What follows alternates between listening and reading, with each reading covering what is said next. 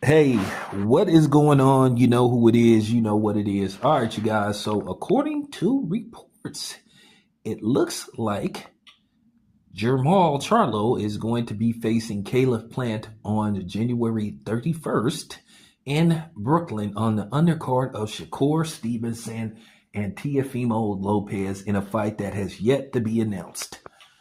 But you've been hearing that it's going to get finalized and you could get an announcement very, very soon. Hopefully, we get an announcement very, very soon. But nevertheless, I think it's going to be an interesting fight. You know, Caleb Plant versus Jamal Charlo.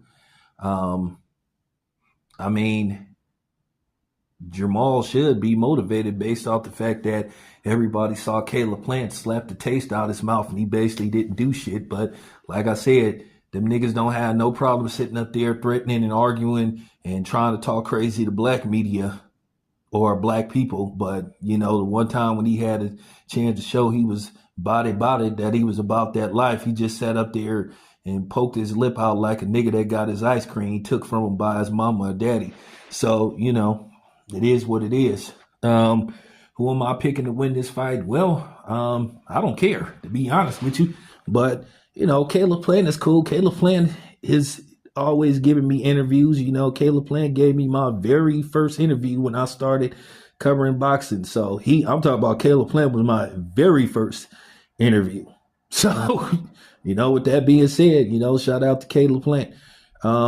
As far as the Charlos go, I've interviewed both of them a couple of times, and you know, just at the end of the day, they're just difficult to like. That's just the bottom line, based off the fact how they conduct themselves. Like I said, niggas that have selective smoke, they shouldn't be respected. And then, you know, at the end of the day, dudes that try to downplay racism and disrespect towards black people, they shouldn't be respected on no type of level. And that's real talk.